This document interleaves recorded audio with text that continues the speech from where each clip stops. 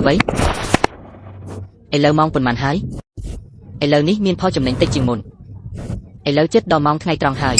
អូព្រះជាម្ចាស់ឲ្យខ្ញុំត្រូវចេញដំណើរមុនគេនៅពេលថ្ងៃត្រង់សូមមកម្ដងទៀតនៅពេលក្រោយហើយសូមស្វាគមន៍ការវិលត្រឡប់មកវិញលោកសសម្រាមដល់បរិសុទ្ធថ្ងៃនេះគ្មានអ្នកណានៅទីនេះទេខ្ញុំគួរតែស្នាក់នៅយ៉ាងវឡូវហើយបន្តផឹកហេតុអ្វីមិនមែនជាកំហុសរបស់ម្នាក់បានវិញទេបងប្រុសម្នាក់របស់ខ្ញុំត្រូវបានចាប់ខ្លួនពួកគេមិនមានគម្រោងឆ្លងកាត់គាត់ទេតែត្រូវបានវាយរហូតដល់ស្លាប់ខ្ញុំអាចដោះស្រាយរឿងតូចតាចនេះបានតើបងប្រុសរបស់អ្នកនៅណាឥឡូវនេះនៅភ្នាក់ងារអំដំណើរគាត់ឈួតទាំងស្រុងគាត់ថែមទាំងហ៊ានលួចពីភ្នាក់ងារសន្តិសុខអំដំណើរទីនេះខ្ញុំនឹងទៅមើលអូល្អស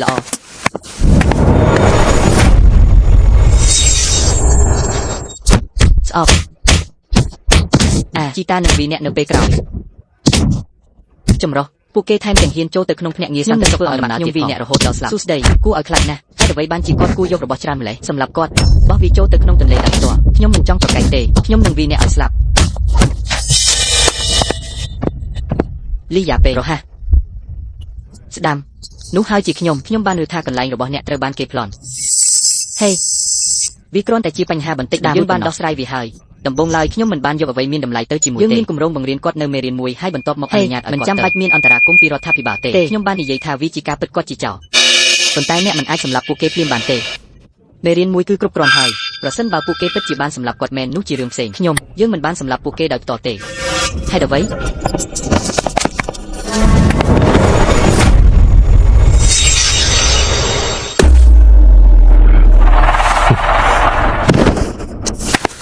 បើខ្ញុំប្រកល់ចោលនេះទៅឲ្យអាជ្ញាធរអ្នកទាំងពីរកំពុងជួបបញ្ហាតើអាចមានបញ្ហាអ្វីខ្លះនោះគឺគាត់មិនទាន់ស្លាប់ទេតើមានអ្វីខុសគ្នារវាងរឿងនេះនិងការស្លាប់ប៉ុន្តែប្រសិនបើអ្នកទាំងពីរសុខចិត្តឲ្យលុយខ្ញុំខ្លះខ្ញុំអាចជួយអ្នកដោះស្រាយបញ្ហានេះបានលីប៊ូគុកនេះជាការគោរពដ៏តិចតួចរបស់ខ្ញុំទោះបីជាមិនច្រើនក៏ដោយប៉ុន្តែវាជាសញ្ញានៃសេចក្តីស្រឡាញ់ជាបងប្អូនរបស់យើងក្រៅពីនេះគាត់ជាអ្នកដែលលួចរបស់យើងមុនគេបាត់ចាស់សបាត់ចាស់ស្រួលនិយាយខ្ញុំបានថែរក្សារឿងតូចតាចនេះសម្រាប់អ្នកហា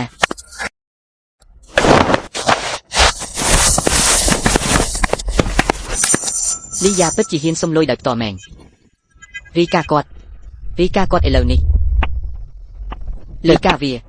តើខ្ញុំអាចសងសឹកលីយ៉ាដោយរបៀបណាបើអ្នកមិនរីកាក្រៅពីនេះតើអ្នករីការបស់អ្នកឈ្មោះលីយ៉ាមានទំនាក់ទំនងអ្វីជាមួយខ្ញុំក្នុងការចែករំលែកกันនេះអូ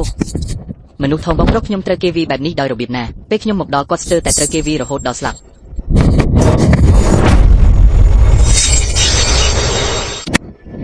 ខ្ញុំបានឆ្លងកាត់ការលំបាកទាំងអស់នេះគ្រាន់តែដើម្បីធ្វើអំពើល្អនិងធ្វើឲ្យខ្លួនឯងមានអារម្មណ៍ល្អមែនទេបាត់ចាស់ម្ចាស់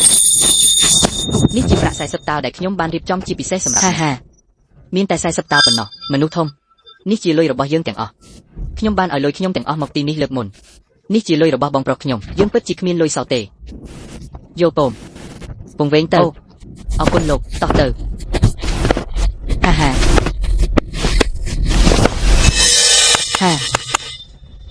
លុយគឺជាការពិតតែមួយគត់ថ្ងៃនេះខ្ញុំរកលុយបានច្រើនណាស់ម្ដងទៀតមែនហើយប៉ុន្តែអ្នកដែលការពារផ្លាកសញ្ញានោះបាននិយាយថាពួកគេនឹងរាយការណ៍មកខ្ញុំ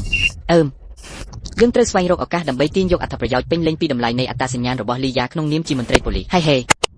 ចូលយើងនិយាយអំពីវានៅថ្ងៃស្អែកផឹកថ្ងៃនេះដើម្បីថ្ងៃស្អែកយើងស្លាប់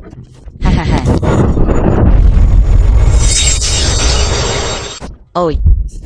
តើអ្នកណាជាអ្នកផ្សព្វផ្សាយពាក្យចាំអារ៉ាមទាំងនេះអំពីខ្ញុំវាជាអ្នកបាននៅដំណឹងនេះហើយគិតថាខ្ញុំអាចជួយអ្នកទាំងអស់គ្នាដោះស្រាយបញ្ហារបស់អ្នកបានមែនទេខ្ញុំកំពុងប្រាប់អ្នកថាវាមិនអាចទៅរួចទេនៅទីនោះទោះបីជាអ្នកបាននិយាយវាដោយខ្លួនឯងខ្ញុំមិនបាននិយាយរឿងទាំងនោះទេខ្ញុំមិនដឹងថាអ្នកណានិយាយបែបនោះទេលើសពីនេះរដ្ឋាភិបាលបានសួរខ្ញុំអំពីរឿងនេះច្រើននេះនៅតែបន្តខ្ញុំនឹងជាប់គុកអ្នកគួរតែប្រាប់មិត្តភ័ក្តិរបស់អ្នកភ្លាមខ្ញុំមិនអាចយកលុយទៅដោះស្រាយអ្វីឲ្យពួកគេបានទេមិនអីទេវា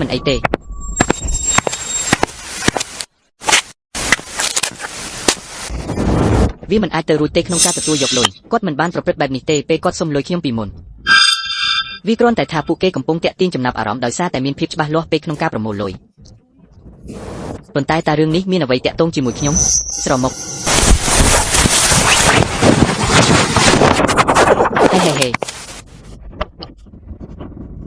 ខ្ញុំលីយ៉ាងគឺជាមនុស្សម្នាក់ដែលអាចរកលុយបានហើយធ្វើអ្វីបានហើយខ្ញុំនឹងធ្វើការសន្យាដ៏ធំមួយ ខ្ញុំអាចដោះស្រាយអ្វីគ្រប់យ៉ាងបាន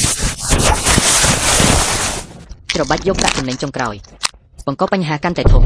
ហាហាហានៅពេលនោះអ្នកនឹងទៅពន្ធនាគារឆាប់នេះហេតុអ្វីអ្នកគឺជាប៉ូលីសរិច